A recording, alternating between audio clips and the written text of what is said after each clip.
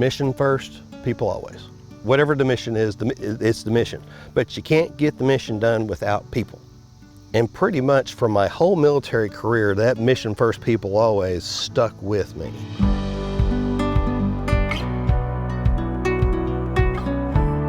I enlisted in the National Guard, Tennessee National Guard in 1986. I was going to be a bulldozer driver because I wanted to work on construction crews whenever I wasn't going to college to be a secondary art teacher. They decided, no, you're not going to do that because we've already put somebody in that slot, so you get to learn how to drive a tank. So,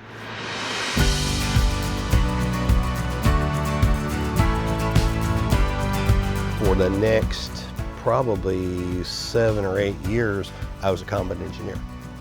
And it transitioned into leadership as well.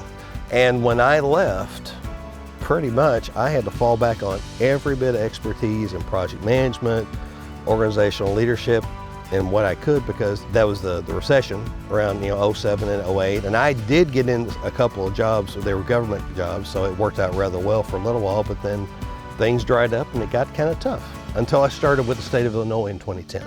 And then I started working with veterans. After that, serving veterans. I tried to reach out to those veterans who were homeless or disabled or formerly incarcerated or just had some kind of barrier to employment, so that way they couldn't get to the job or they couldn't apply normally for the job just like anyone else. And I basically operated like a counselor or a social worker as a case manager to get them to that point.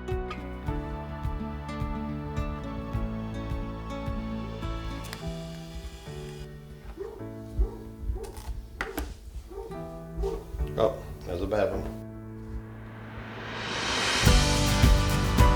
The farming bug hadn't bit me yet until my children, who were in 4-H, started raising beef for show. And my in-laws had taught me a lot of things about how important the food supply was, and how the fact that if you know where your food comes from, it's going to be healthier, it's going to be better for you. And as I was working with the disabled and the homeless and what have you, it made me start to think that maybe I wanted to do that. A few years later, whenever my marriage fell apart, pretty much I had to rebuild everything, and I started looking at doing what I wanted to. And where we are right now, behind you is pasture for sheep and goats, and then back here is where I have honeybees, sheep and goats, and on the other side of the house, eventually one day will be hydroponic containers and greenhouses. Everything's cyclical, you're only going to be able to grow corn certain times a year. Baby goats are only born certain times a year. Honey can only really be made in certain times a year, but people are always going to be hungry. The instinct is that when I'm gone,